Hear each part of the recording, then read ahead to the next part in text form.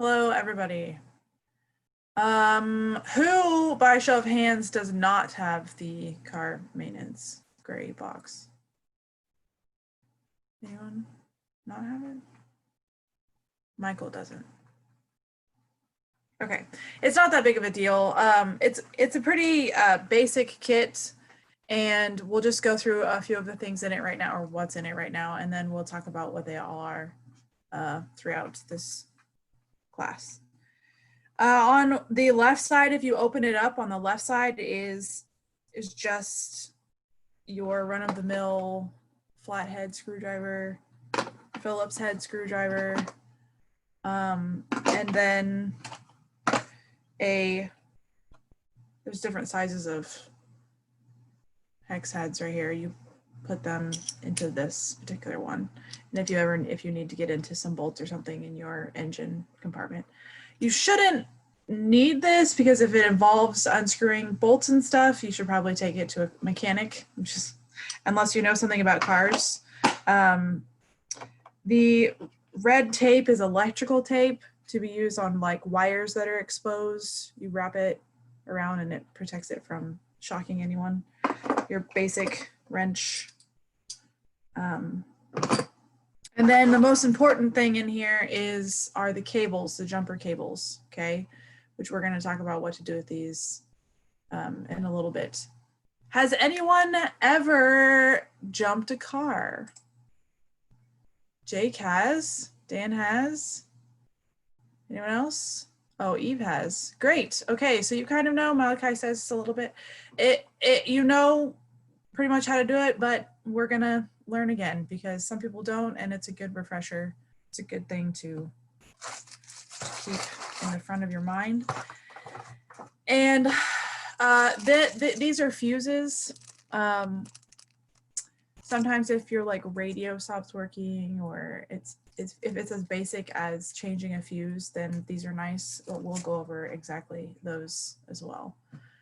So I'm going to share my screen.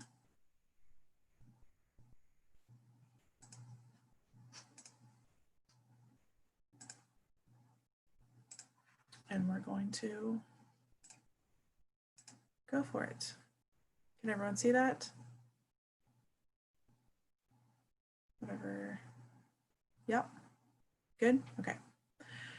Car tips and safety. So this goes along with Colton's classes the last couple of weeks of road trips, and road trips are fun, but if you run into an issue, it's great to know what to do. And then also tips on how to maintain your car, very basic tips to keep your car running as long as it can possibly run.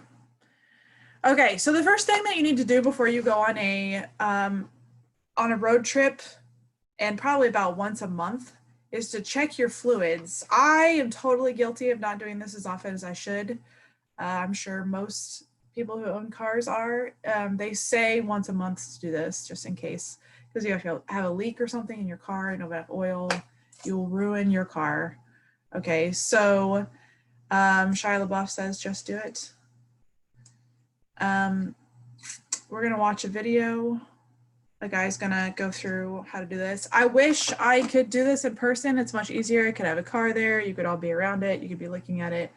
Can't do that, so we're gonna watch this guy do it instead.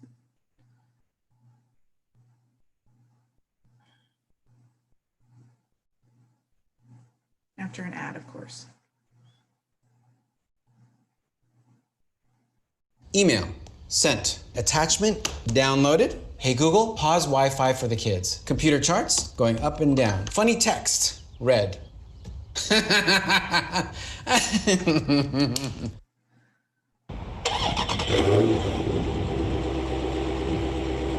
Whether it's an SUV, a car, a minivan, or a pickup truck, powered by gasoline, electricity, or diesel, all vehicles have one thing in common. They rely on fluids, lots of fluids, different kinds, and it's your job to make sure they don't run low. I'll show you how. We'll start with an easy one. All cars have washer fluid. All you have to do is find the reservoir, and if it's low, just top it off. But know this, they're not always where you'd expect to find them.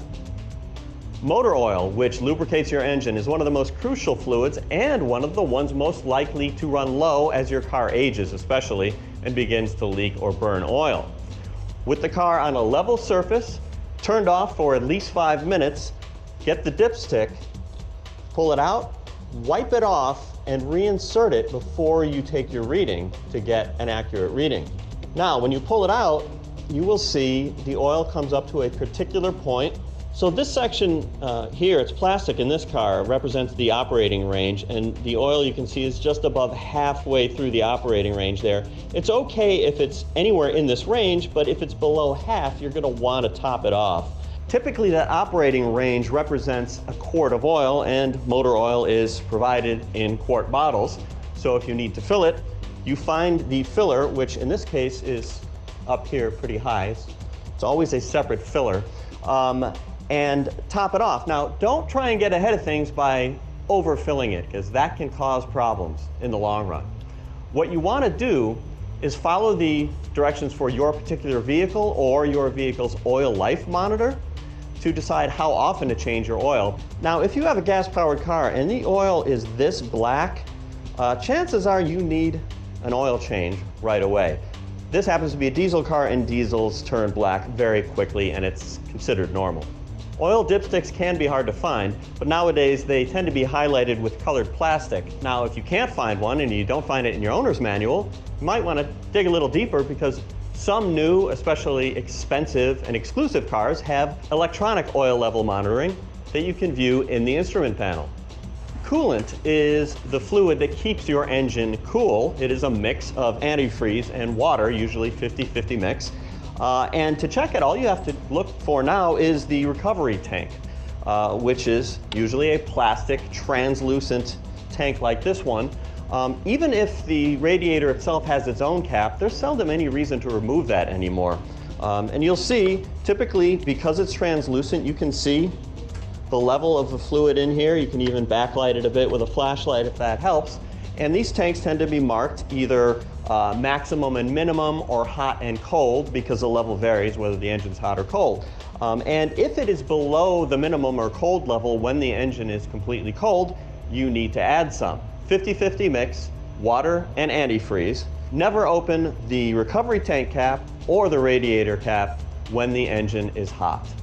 We're not going to get into replacement intervals in this video, but if you want to test the quality of your coolant while you're checking the level, an inexpensive tester like this will tell you if the coolant still has its antifreeze and anti-boil properties to keep driving for many more miles.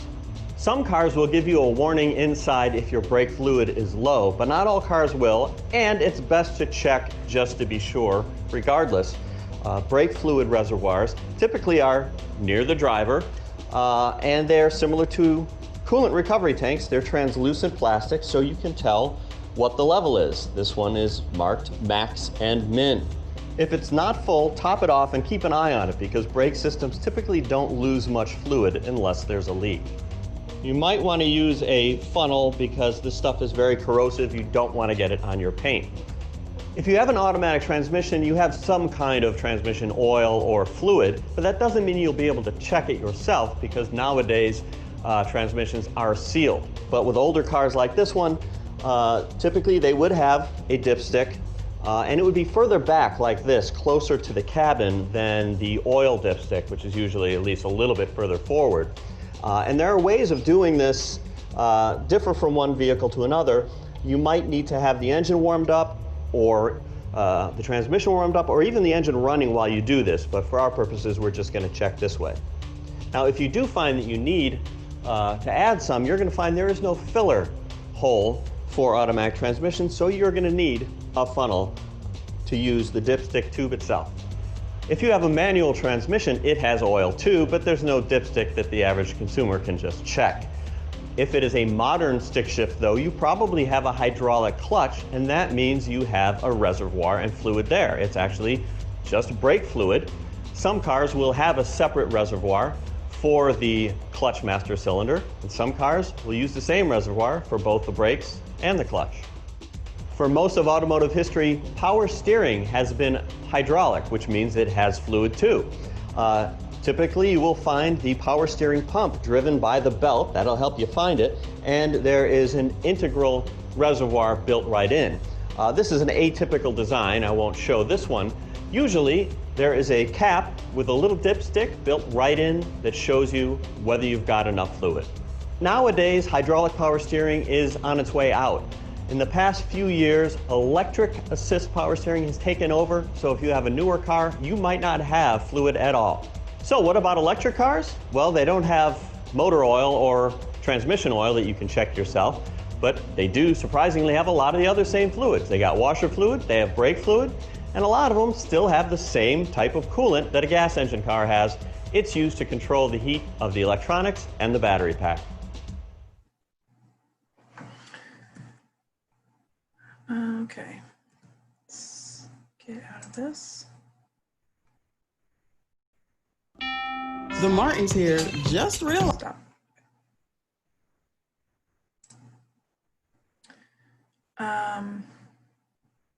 Wow.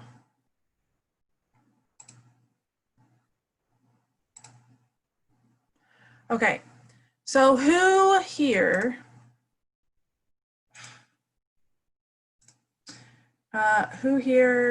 has ever driven a stick shift or manual car before? Anyone? Do you know what I mean when I say that? Yeah. Okay. One thing I learned in high school, I needed a car, and my dad said, "Oh, there's a stick shift car for sale, real cheap." And I said, "There's no way I am going to learn how to drive a stick shift." Well, I was wrong, and we got that car, and I said, "How do I do this?" And he said, "Here's a dirt road, figure it out." So it was a fun experience, also frustrating. I screamed a lot in my car, but I highly recommend learning how to drive a stick shift because you never know when you will need to drive one. They may seem scary, but they're not scary. Okay, so there's a lot of fluids in your car, and checking all of them is kind of a process, but it's important. Oil changes, I think I've changed my own oil in my car once, and it's just easier for me to pay someone to do it. So when you take it to get the oil change wherever that may be, Walmart, dealership, whatever. They recommend, it used to be every 3,000 miles. Now it's every 3,000 to 5,000 miles if you have a newer car.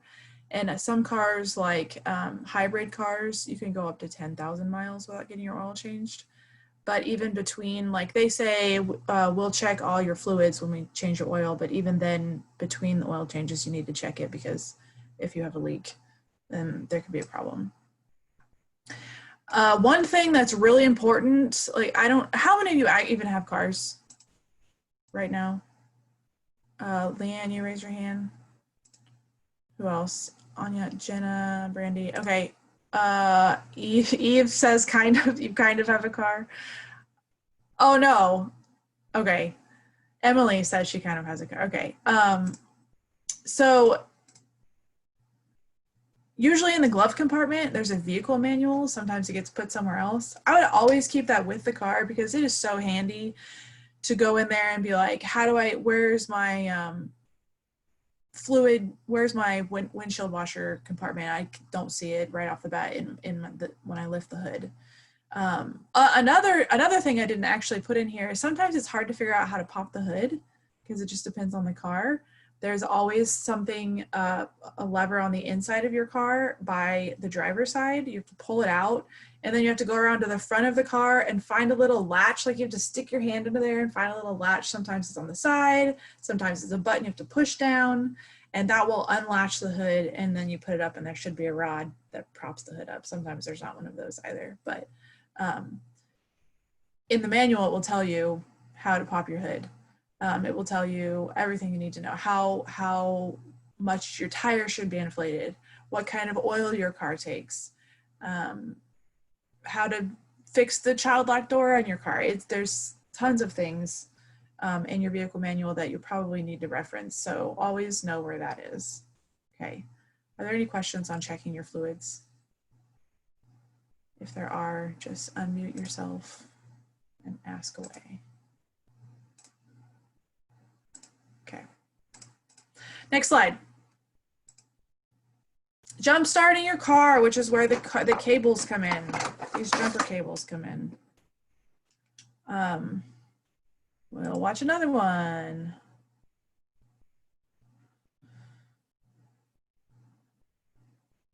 Now that you've seen the Carvana app, any questions? Hi, Becky here. What if I have a small budget? No problem. Hey guys, Chris Fix here. Today I'm going to teach you the proper way to jumpstart your car if your battery is dead. It's happened to all of us. You leave your headlights on, your battery just drains for some reason, and you need a jump. In my 95 Ford Windstar, the battery's dead. Just because it's 7 years old, it's pretty old. Batteries last about 4 years on average.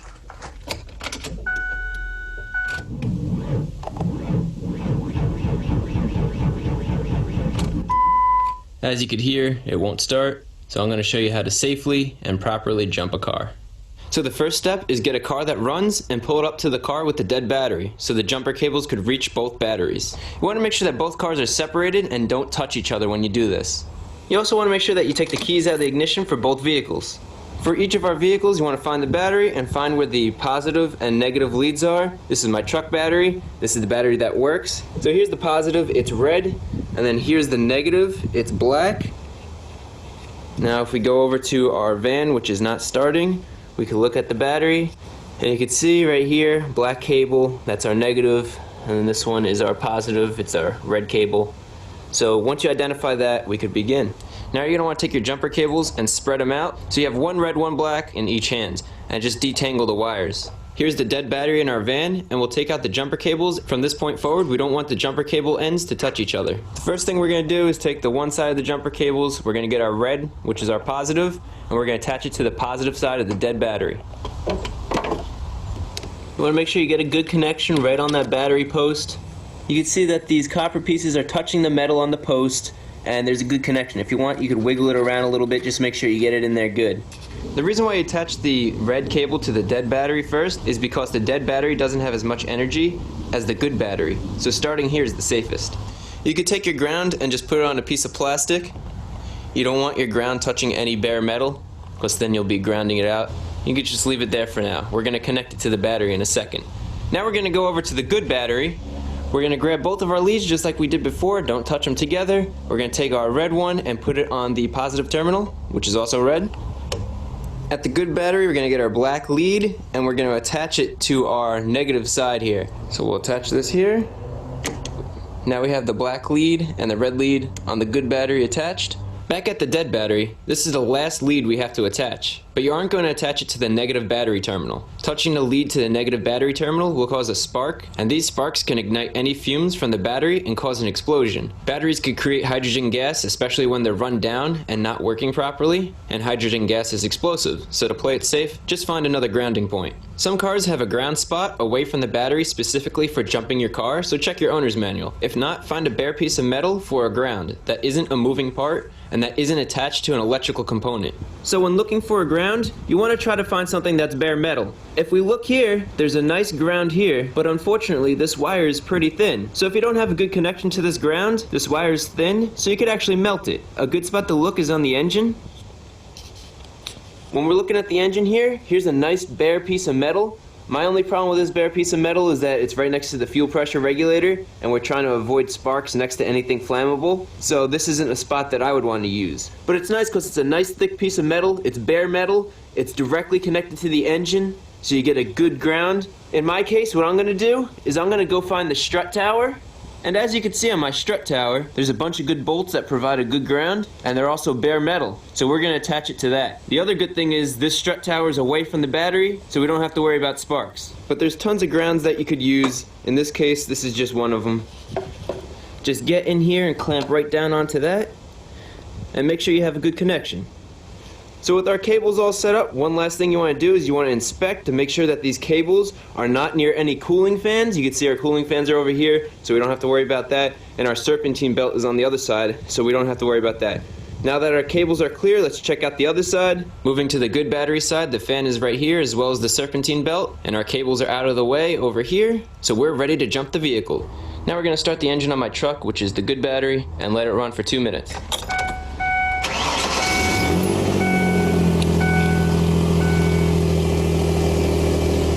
My truck's been running for about 2 minutes, so we're going to start the engine in my van. Hopefully it'll start up.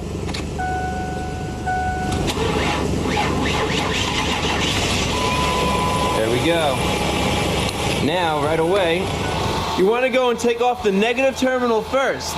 And now if I take this off and it sparks, it's away from the battery, which is being charged and potentially creating hydrogen gas. If we took off the red terminal first, we could create a spark right here, which is on top of the battery, which wouldn't be good. So we'll remove the negative terminal first. Don't let this touch anything. And then we'll remove our positive terminal on the bad battery. Make sure these don't touch. Then you remove the red cable and then the black cable. And now your car is started, so you're not stranded anymore. So let's just give a scenario where you go to start your car and it doesn't work. It slowly drags, but you don't get the car started. Let the car sit for another 5 minutes. Let that other car that's running charge up your battery. Essentially, the alternator in the other car is charging your battery, so sit for 5 more minutes, take the key out of the ignition, and then in 5 minutes try starting it again. If it seems like you're really close to starting, but you just need a little bit more juice, have that person in the car with the good battery rev up the engine to about 2,000 RPMs and hold it there as you try to start the vehicle with the dead battery. This will get the alternator spinning faster, so you'll have more power to start the car with the bad battery. After all that, if all you get is a click and you can't start your engine, your battery could be permanently bad. There could be a bad cell in there, it could be shorted internally. But before you give up, make sure that you have a good connection on both the positive and negative terminals. Make sure you check the connections on the bad battery as well as the good battery. Another thing to do is if you attach it to this ground and it won't start the car, try connecting it to a better ground. A lot of times switching to another ground will start the car. Hopefully this video taught you how to properly jump your car. If the video was helpful, remember to give it a thumbs up. Also consider subscribing. The top tip for this video is, what if you're using one of these portable jumpers? These portable jumpers are great to have in your car, and they're really easy to use. Plus, you don't have to rely on anybody to be there to help you jump your car. You could do it yourself. With one of these jumpers, all you have to do is make sure that it's in the off position. Take your red jumper cable, connect it to the positive terminal, and then your black jumper cable could actually connect directly to the battery. There's no need to connect it to a separate ground like we did when we jumped the car. Because there's an on-off switch, there's no electrical current going through these jumpers. If you really want to, you could touch the two jumpers together and nothing will happen. So when we're connecting the black lead to the negative terminal, there's no sparks at all. So we can connect directly to the battery's negative terminal. Now all you have to do is turn it to the on position, and we'll go start the car. She started right up, right away. You just switch this off, and then you can just disconnect both of the jumper cables, and you're good to go.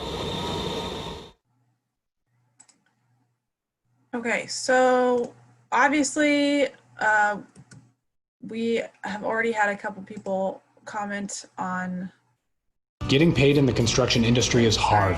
Fortunately, mechanics liens are extremely effective at getting contract. Okay.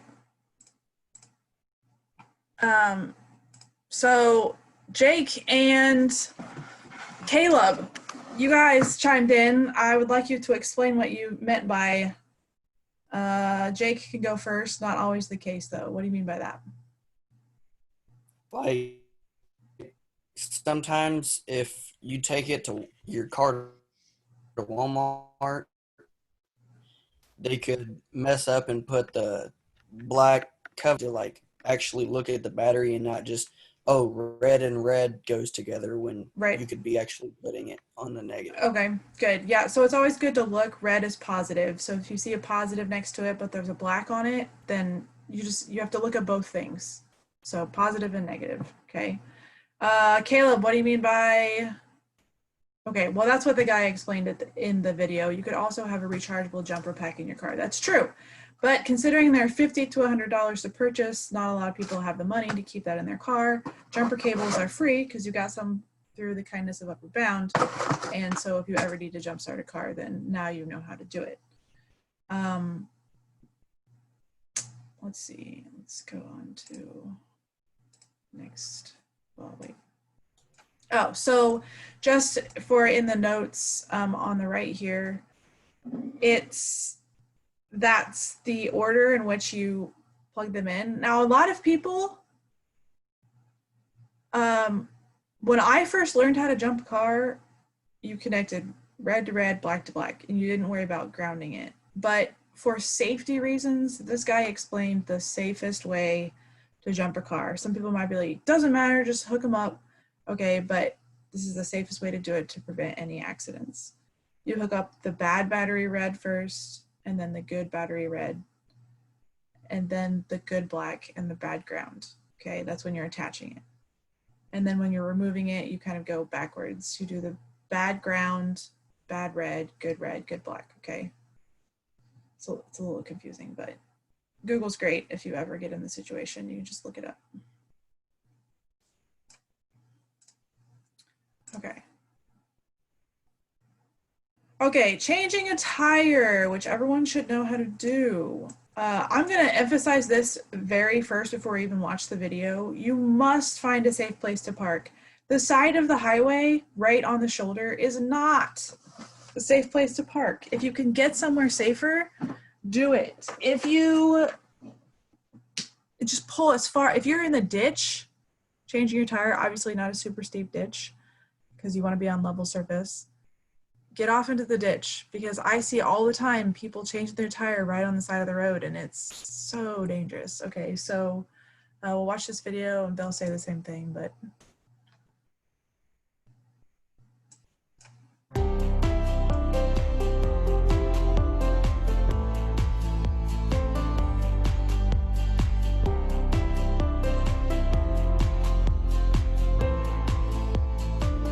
Make sure your vehicle is parked in a safe location. A low-traffic parking lot or large paved pullout well off any busy street or road is ideal.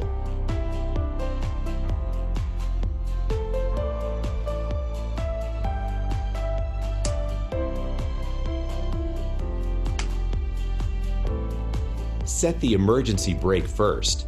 If you have a manual transmission, put your car in first gear. If your vehicle is an automatic, just put it in park.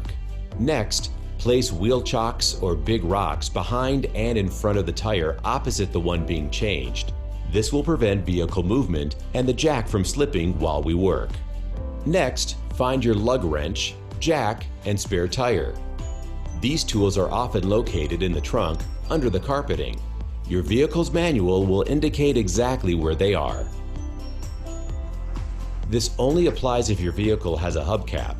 Many hubcaps just snap into place, but some are held on by the lug nuts. You can usually pry them off using something flat like a screwdriver. If your vehicle has covers over the lug nuts, be sure to remove them as well. Loosen the first lug nut by rotating the wrench counterclockwise just once without removing the lug nut entirely. Then, loosen the second nut directly opposite of the first one, and then the one opposite that, like a star-shaped pattern. If the lug nuts are tight, use your body weight to push down. Look in your owner's manual for where to position the jack. It's often under the frame near the tire with the flat, but not always the case. Our jack should be aligned with a thin seam line that runs under the vehicle. The factory jack has a notch cut out of it for a specific fit. Next, insert the handle and turn it clockwise to raise the car. Lower the jack if at any point your car seems unstable, and never ever get under a car that is only supported by a jack. Now, fully remove the lug nuts and place them in a secure location. Grasp the tire with two hands and pull it straight out. Then place it under the car. This is a precautionary measure just in case the jack slips. Remove any aftermarket accessories like hub rings at this point. The valve stem on the spare tire should be facing out. Then align it with the wheel studs and push it into the assembly. Tighten one lug nut by hand. Follow the same star pattern used to remove the lug nuts. Remove the flat tire from underneath the vehicle. Turn the jack handle counterclockwise and lower the vehicle. Once the vehicle is firmly grounded, fully tighten the lug nuts using your wrench, again in the star-shaped pattern. Remember to gather your tools back in place. Remove the wheel chucks and place your flat tire in the trunk. Lug nuts and lug bolts should be torqued to factory specs. You can also reach out to a local discount tire for proper torque recommendations for your vehicle. Finally, remember that spare tires are smaller and less capable than regular tires. They should only be used for limited short-distance driving. Visit your nearest discount tire store for tire inspections, repairs, and replacement, moving the lug nut and tire. Okay. So who can tell me why you need to loosen the lug nuts before you actually raise the car? Anyone?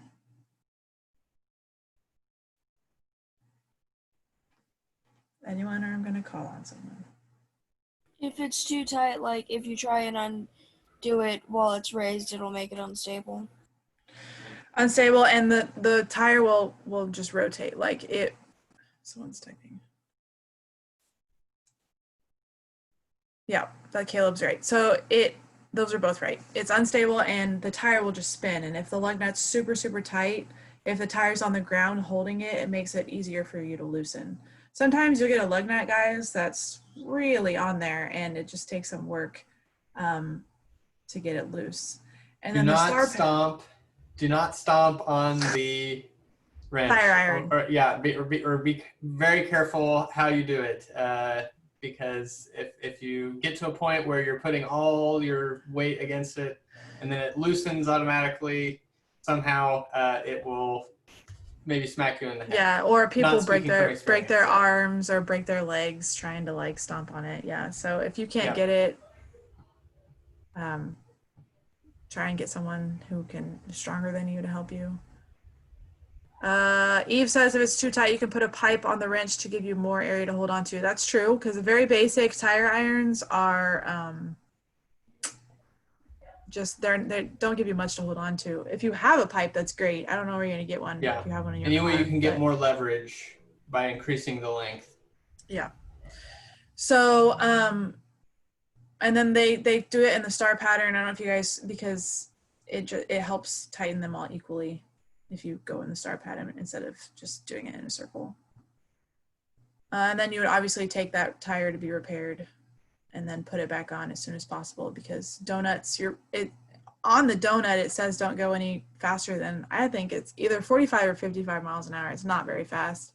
I see people just driving down the road 80 miles an hour with them on their car, and it's not good for the car, and then it ruins your spare tire as well. I mean, some cars have like actual spare tires you can keep on your car, but that's usually, you have to buy that, or it's like a Jeep or Lincoln, the more expensive cars. My Prius, I don't even have a donut in my Prius because the battery takes up the entire trunk. So in that situation, they put a tire repair kit in my car, and it's just, it's what I'm getting ready to talk about is Fix-A-Flat. I don't know if you guys have ever seen this. There's a picture right there next to it. Fix-A-Flat is the last thing you should do if you have a flat tire. It's like the last resort. If you have one in your car, you can use it, but what happens is it sprays a chemical. It's a sealant into your car, into your tire, and it's not meant to fix it. It says Fix-A-Flat, but it's just meant to get you to a tire repair shop. And then, I'll tell you this from experience, the tire repair shop might tell you you have to buy a whole new tire, because they have to clean it out of the tire, and they don't like to do that. It's a mess, it's gross, it gets everywhere. Sometimes it ruins. Do you guys know what a TPMS is? Tire pressure monitoring system. On newer cars, it's basically the thing that pops up and says, your tire's pressure is low. And it's a little electronic thing in your tire, And sometimes to fix the flat will ruin that. So they tell you not to use that unless it's absolutely the last resort and you have nothing else you can do. And that's the same with the green slime. Sometimes people put that in their tires and it's not really meant to fix it. It's just meant to get you somewhere for help. So you can use it. It's just so you know, they could make you buy a new tire. Another thing to consider is it's called AAA, or sometimes your insurance offers a roadside assistance. AAA, I believe, is $65 a year, and you have a problem with your car, and you just call the number, and they send someone out to help you. It's definitely worth it if you can afford it. And even if you're like in someone else's car with them and you guys get a flat tire, since you are the AAA person, you can call and they'll still come and help. And sometimes insurance offers it for your car too, but some insurances aren't. Like if it's 2 a.m., maybe they have a hard time finding someone to come out, but AAA has their own company, so they send the nearest person to come help you. Okay, any questions about changing tires? Nobody. Okay. Oh, things to look for on a tire. So this first picture called wear bars, and if the rubber on the regular treads are down to the wear bars, then your tire tread is too low. And tread for your tire, basically what it does is it reroutes water to help give you traction on the road. And so if it's worn all the way down, you're not going to have very good traction. The penny test below that is a good way to show. If you put a penny head down, Abraham Lincoln's head, you can't see his head, then your tread is good. If you can see above his head, then your tread is too shallow. Okay. Wear patterns over here on the right. If you have a lot of like bald spots on the outside, then your tire is not inflated enough, okay? If it's bald in the middle, it's overinflated.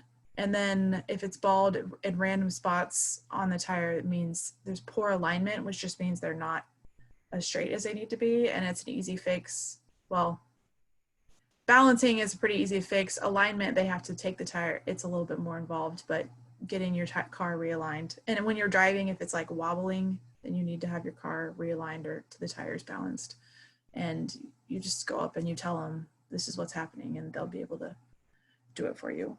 Another tool in the box that's really handy. This is a very basic air tool, tire pressure tool.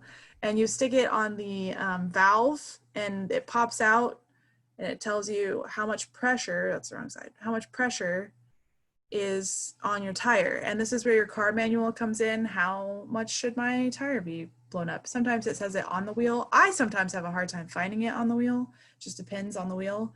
And also depends on the weight of your car. So I think my tire pressure, because I have smaller wheels, the tire pressure is a little bit higher. It's close to 50. Some tires only have like 32 pounds of pressure. And you could take it, sometimes gas stations have a really cool thing where you put in, my car is 32 pounds of pressure and it'll air it up until exactly 32 pounds. You can get an electronic one that works a little bit better than these, but this is great to have. Sometimes newer cars tell you that your pressure's low and you need to air it up, but it just depends on your car. A good place to look too is there's a sticker sometimes on the inside of the door, the driver's side door, not on the door itself, but on the car. If you open up, there's a sticker and it usually says what the tire pressure should be for all of your tires. Yeah.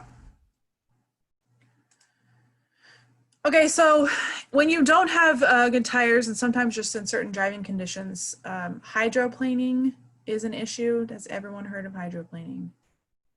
Has anyone not heard of hydroplaning? Has anyone ever hydroplaned? Anyone? Can't see. I didn't see if any hands went up. Jake's hand went up. Okay, so when you hydroplane, it just means your tires have lost contact with the road in usually heavy rain. It can happen like when a rain starts. Sometimes there's oil on the road and it makes it a little bit slicker. It can happen when it's really heavy. It can happen when your tires are bad tires. In any situation, it's kind of scary. And the best thing to do are these things here on the PowerPoint. You want to reduce your speed. You do not want to hit the brakes, okay? So when I say reduce your speed, I mean you just take your foot off the gas, okay? If you hit the brakes, it's going to be a whole problem. So you just calmly let your foot off the gas to slow down. Okay, you can, when it's raining, guys, do not use cruise control, because what happens is your tires come off the road and your car thinks, oh, I'm going slower, and your cruise control speeds up your tires. So then when you finally hit some pavement, your tires are going really fast and it's another problem. So when it's raining, just don't use cruise control. Okay, you can drive in the tracks of the cars ahead of you because their tires have already pushed the water out of the way. So you can,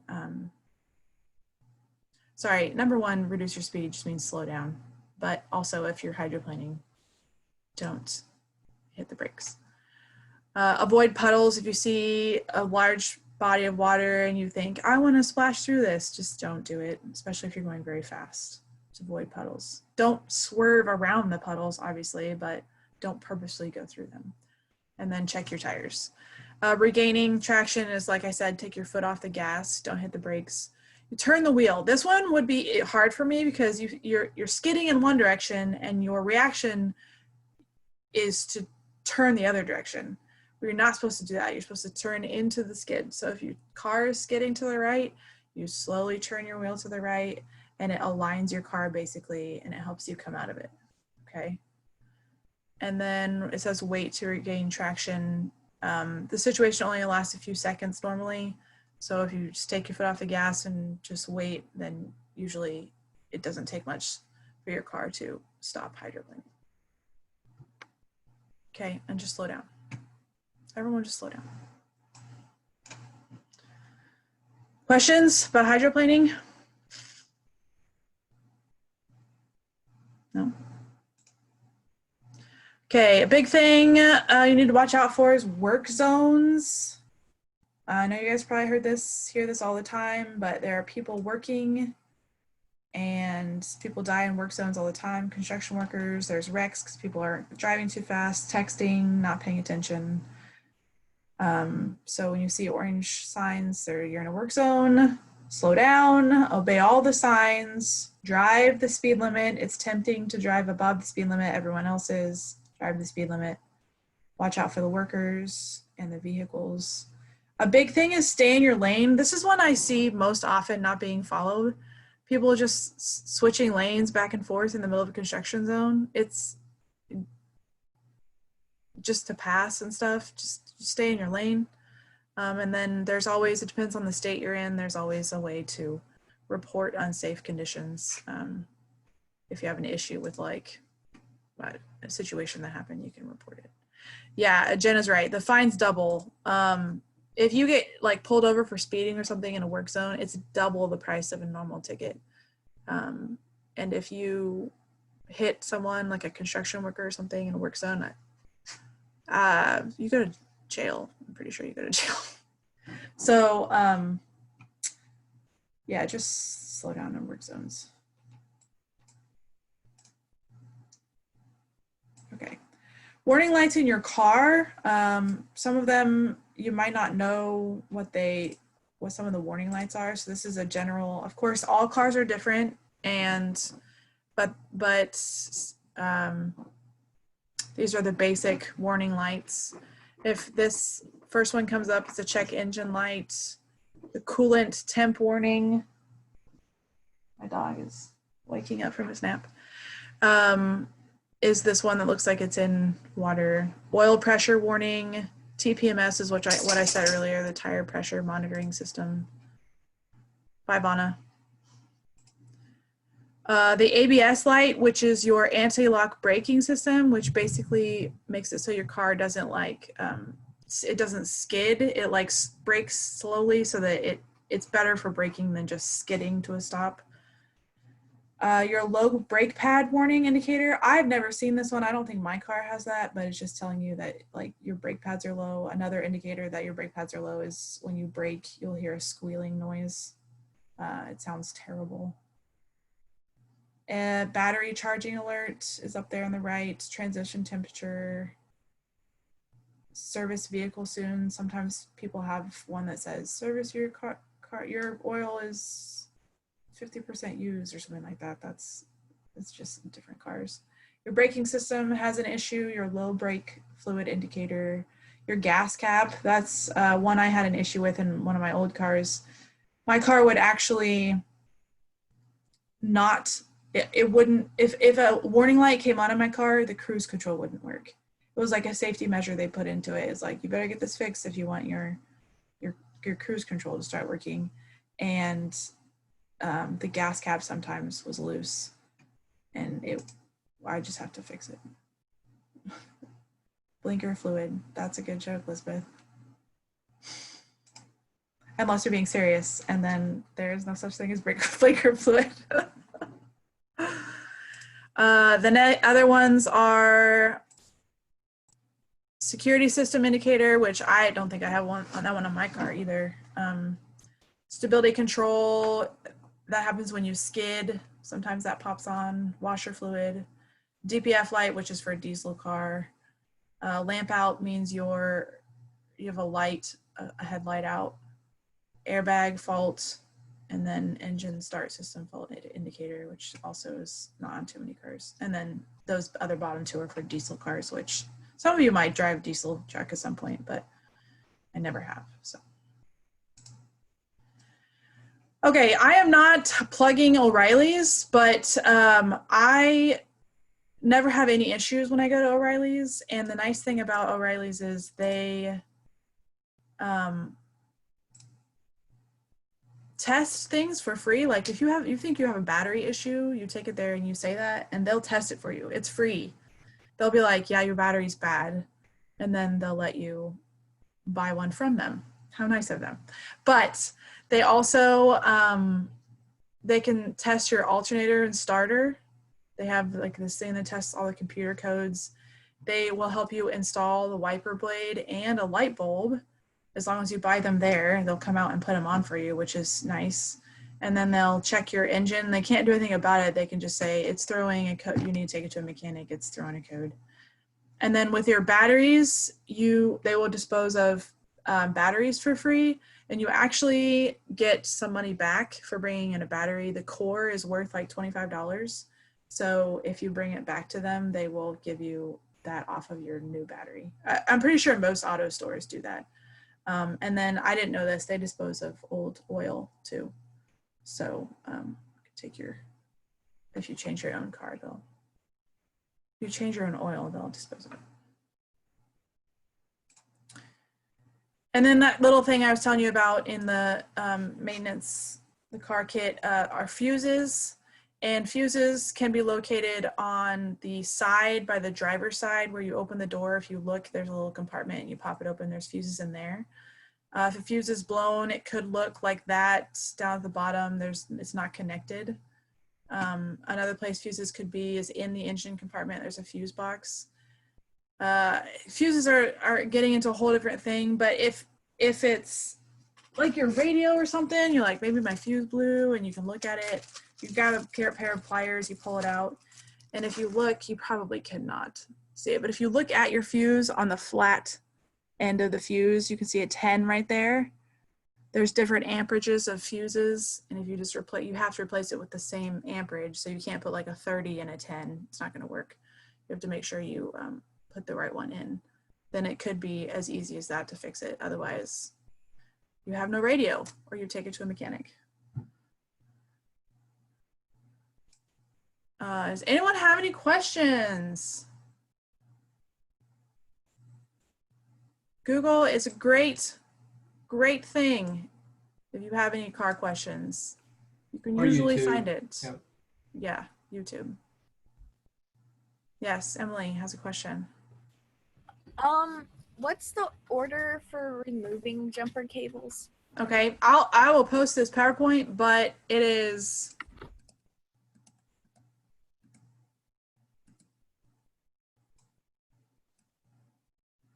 so the bad, red, or positive is first because it is the lowest. It probably has less charge, so it's the safest. And then you put the good red on, and then you put the good black on, okay, and then you ground the other black on the bad car, okay, and then it's going backwards. Take the ground off. Well, it's not backwards really, but you take the bad ground off, and then the bad red, and then the good red, and then the good black. I had a comment. Oh, okay. Yeah, so does that make sense? Are you writing that down? Okay. And if you could just keep that, you just put that in this car maintenance kit, and then you have it if you need it. Just write it down, pop it in there. Anyone else? No? Go out and check your oil next time. Everyone check your oil.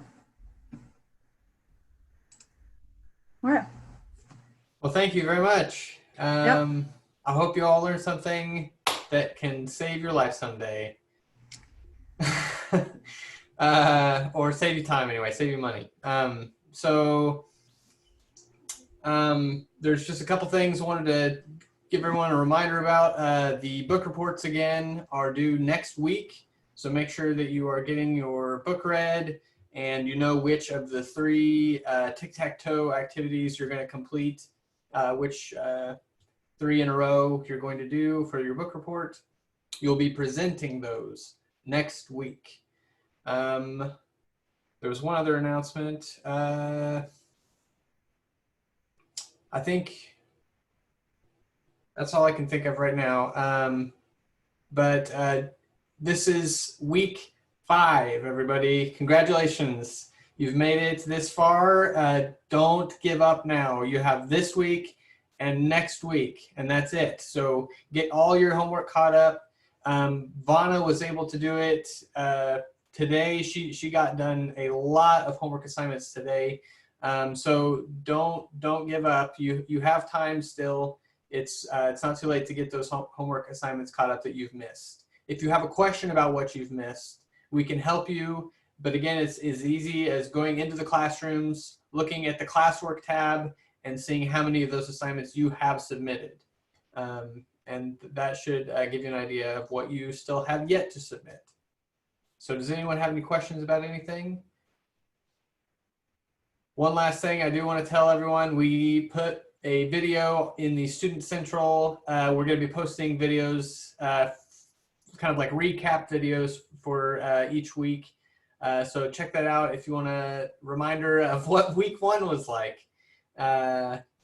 We'll be posting those shortly. So thank you guys. Have a great rest of your day, and we'll see you tomorrow.